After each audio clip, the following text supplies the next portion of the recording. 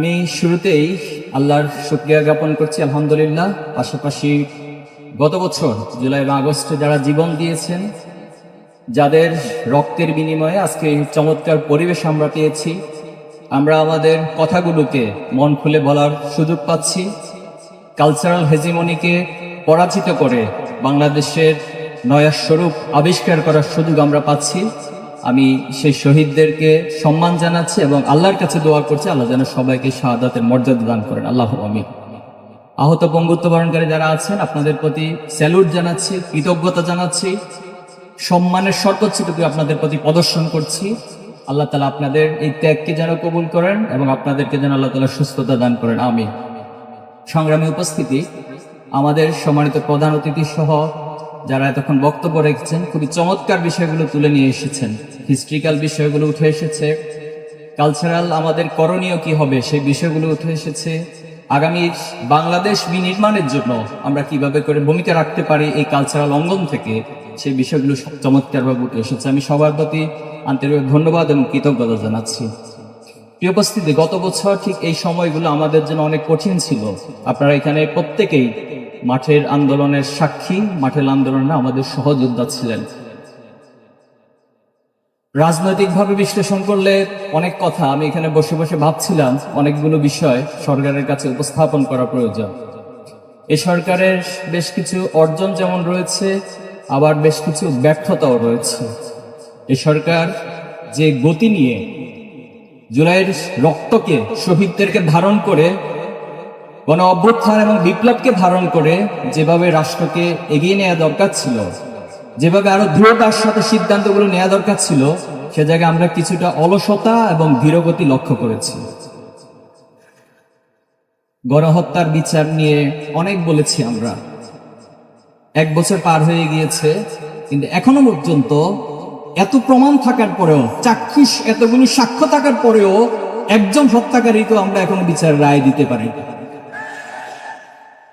এটাকে আপনি ব্যর্থতা, সফলতা কি বলবেন সেটা জানি না, তবে এটাকে আমরা নিরেট একটা অলসতা এবং ধীরগতি বলতেই পারি। আমি শহীদ যারা পরিবার রয়েছেন তাদের প্রতি আশ্বস্ত করছি, আমাদের এই প্রজন্ম ইনশাআল্লাহ আপনাদের পাশে দাঁড়াবে। আমাদের জুলাইয়ের বিশ্লেষণ, প্রত্যাশা প্রাপ্তির অনেক কথাই বলা যাবে। একটা জায়গায় এসে খুব কষ্ট ফিল করি, খুব বেদনা ফিল করি যে জুলাই নিয়ে কিছু কিছু ব্যক্তি, কিছু কিছু গোষ্ঠী অসুস্থ ক্রেডিট দাবির একটা অসুস্থ প্রতিযোগিতা লিপ্ত হয়।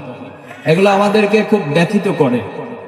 আমরা শুরু থেকে বারবার বলেছি এই জুলাইতে যতজন শহীদ হয়েছে আমরা প্রত্যেককে আমাদের হৃদয়ে ধারণ করি এবং প্রত্যেকটি পরিবারও আমাদেরকে ধারণ করবে। এই জুলাইয়ের আন্দোলনের শহীদরা কোনো ব্যক্তির, কোনো দলের হতে পারে না। এখানে আপনি যদি বিশ্লেষণ করেন যতজন শহীদ হয়েছে শুধু ছাত্রের মধ্যে সীমাবদ্ধ ছিল না, কোনো পেশার মধ্যে সীমাবদ্ধ ছিল না, কোনো বয়সের মধ্যে সীমাবদ্ধ ছিল না। তাহলে আজকে কেন সে শহীদদেরকে নিয়ে দলীয় রাজনীতিকরণ করা হচ্ছে? আমাদেরকে অনেকবার বলা হয়েছে শহীদদের তালিকা প্রকাশ করার জন্য, আমরা সকলের তালিকা একসাথে করে প্রকাশ করেছি, বলেছি যে আমরা শহীদদের চেহারার মধ্যে কোনো ভিন্নতা খুঁজি না, প্রত্যেকটি পরিবারও আমাদেরকে ধারণ করবে। এই জুলাইয়ের আন্দোলনের শহীদরা কোনো ব্যক্তির, কোনো দলের হতে পারে না।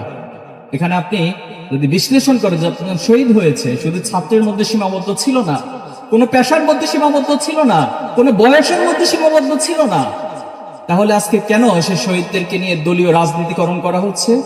আমাদেরকে অনেকবার বলা হয়েছে শহীদদের তালিকা প্রকাশ করার জন্য, আমরা সকলের তালিকা একসাথে করে প্রকাশ করেছি, বলেছি যে আমরা শহীদদের চেহারার মধ্যে কোনো ভিন্নতা খুঁজি না, প্রত্যেকটা শহীদকে আমরা আমাদের হৃদয়ে ধারণ করি এবং প্রত্যেকটা শহীদ এই বাংলাদেশের শহীদ, জাতীয় শহীদ, এবং তারা আমাদের শ্রেষ্ঠ সন্তান হিসেবে বাংলাদেশের এই জমিনে আজীবন থাকবে ইনশাআল্লাহ।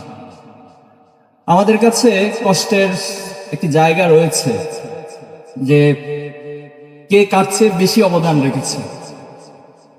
এই ক্যালকুলেশনে আমাদের পরিমণ্ডল থেকে আমরা কখনো যাইনি। একটি ইমারত নির্মাণ করতে হলে অনেকগুলো স্ট্রাকচারের প্রয়োজন, অনেকগুলো পার্ট এবং পার্সেলের প্রয়োজন হয়।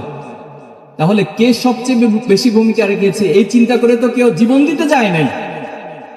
এই চিন্তা করে তো আমার রিক্সাওয়ালা, আমার কোনো শ্রমিক ভাই, কোন সাংবাদিক এত রিস্ক নিয়ে তো জীবন দিতে যায় না। সে কি চাকরি পাবে, অথবা এই বিপ্লবের পর তাকে কোন ক্রেডিট দেওয়া হবে, এই ক্রেডিটের চিন্তা করে তো তিনি যায়নি।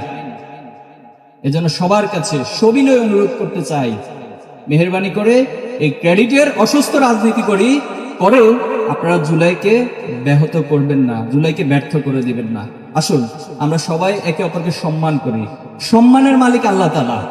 সম্মান আপনি কখনো জোর করে অর্জন করতে পারবেন না। সম্মান টাকা দিয়ে কেনার বিষয় নয়, বরং আপনি আপনার কাজ করে যাবেন, সম্মান আল্লাহ তাআলার পক্ষ থেকে আসবে। অত ইজ্জু মান্তাসা অত জিল্লু মান্তাসা, আমরা এই বিশ্বাস স্থাপন করি এবং আমরা কাজ করে যাচ্ছি। কেউ আমাদেরকে স্বীকৃতি দিক অথবা না দিক, আমরা মহান আল্লাহর কাছে আমাদের প্রত্যেকটা কাজের ফল তিনি আমাদেরকে যতটুকু দুনিয়াতে সম্মান দিতে চান সেখানে আমরা আলহামদুলিল্লাহ পড়বো, আর বাকি সকল অবদান কাল কিয়ামতের মাঠে যেন আমাদের রব আমাদের জন্য বরাদ্দ রাখে সে প্রত্যাশা আমরা আমাদের রবের কাছে করবো ইনশাআল্লাহ। সম্মানিত উপস্থিতি, আজকের আয়োজন কেন করা হয়েছে এই প্রশ্নের উত্তর দিয়ে আমি আমার আলোচনা শেষ করছি। আজকের আয়োজন কোনো বিনোদন আয়োজন নয়, এটা কোনো বিনোদন অনুষ্ঠান হচ্ছে না। মেহেরবানি করে কেউ এটাকে বিনোদনের অংশ মনে করবেন না, বরং প্রত্যেকটা রাজনৈতিক আন্দোলনকে, রাজনৈতিক বিপ্লবকে যদি সমাজে স্থায়ীভাবে প্রতিষ্ঠা করতে হয় তাহলে সেখানে সাংস্কৃতিক আন্দোলন, সাংস্কৃতিক বিপ্লব করতে হয়। আমরা সেই উদ্দেশ্যে মূলত আজকের আয়োজনগুলো করেছে সাইমন শিল্পী গোষ্ঠী। এবং আমরা এটা বলতে চাই, এখানে সাহসিকতা, এখানে বীরত্ব, এই ত্যাগ সবকিছুকে একটা শিল্পের মধ্য দিয়ে উপস্থাপন করা হবে, যেটা আমাদের জুলাইয়ের স্মৃতিকে দগদগে স্মৃতিগুলো বারবার স্মরণ করিয়ে দিবে। এবং এই জুলাইয়ের প্রেরণাকে আমরা বুকে ধারণ করে আগামী দিনের বাংলাদেশ বিনির্মাণ করবে ইনশাআল্লাহ, এটাই আমাদের প্রত্যাশা। সর্বশেষ যে পয়েন্টটা বলতে চাই, যে যারা নতুন করে ফ্যাসিবাদ কায়েমের চিন্তায় মগ্ন আছেন, যারা অতীতে ফ্যাসিবাদ ছিলেন তারাও ফিরে আসার জন্য নানান ধরনের কনস্পাইরেসি করছেন।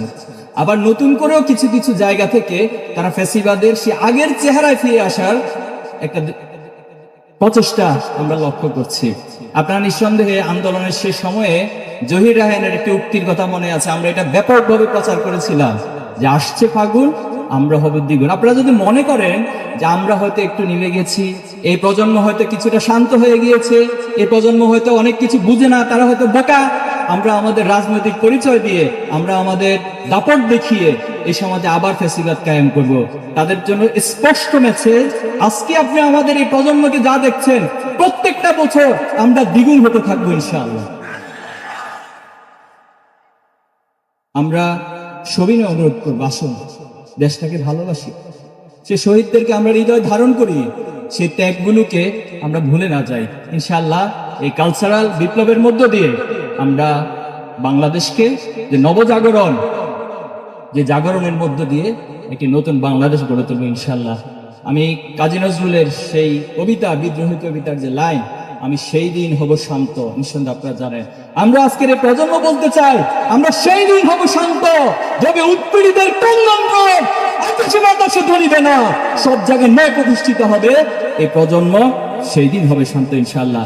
আমি আবারও প্রধান অতিথি সহ সকল মেহমানদেরকে আন্তরিকভাবে ধন্যবাদ এবং কৃতজ্ঞতা জানিয়ে সারা দেশবাসীকে আমাদের এই 4 দিন ব্যাপী আয়োজনে সম্পৃক্ত হয়ে এই আয়োজনকে আপনারা সফল করার জন্য সবিনয় অনুরোধ জানিয়ে আয়োজনের সাথে সাইমন শিল্পী গোষ্ঠীর যত কলা কৌশলী রয়েছেন, এখানে যাদের সার্বিক সহযোগিতা রয়েছে, সবার প্রতি কৃতজ্ঞতা জানিয়ে আমার কথা শেষ করছি। আসসালামু আলাইকুম।